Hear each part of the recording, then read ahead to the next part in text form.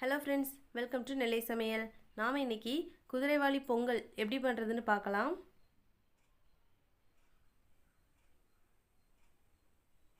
ஒரு குக்கரில் 1 table spoon நெய் சேர்த்துக்கோங்க.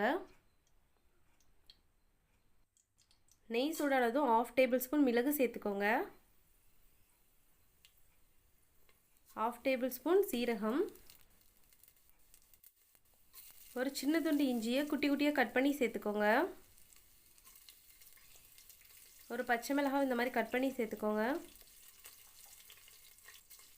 ஒரு டீஸ்பூன் பெருங்காயத்தூள், ஒரு கொத்து கருவேப்பிலை, இதெல்லாம் சேர்த்து ஒரு நிமிஷம் நல்லா கலந்து விடுங்க.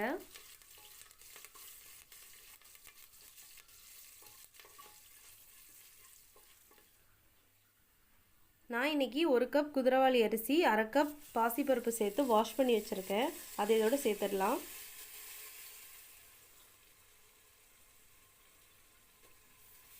அந்த நெய்யிலேயே நல்லா வதக்கி விடுங்க. ஒரு 3லேருந்து 4 நிமிஷத்துக்கு நல்லா வதக்கி விட்டுருங்க.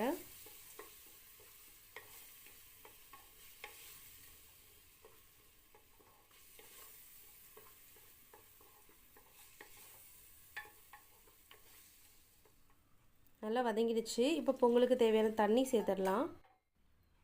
நான் இன்றைக்கி 3 கப் தண்ணி சேர்த்துக்கிறேன்.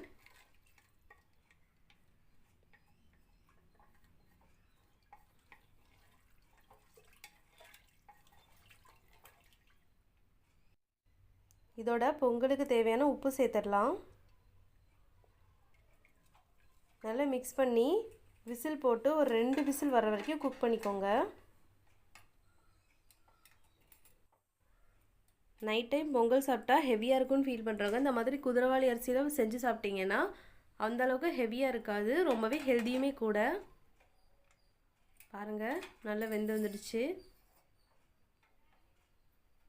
அடி பிடிக்காமல் நல்ல குலைவாக ரெடி ஆயிடுச்சு.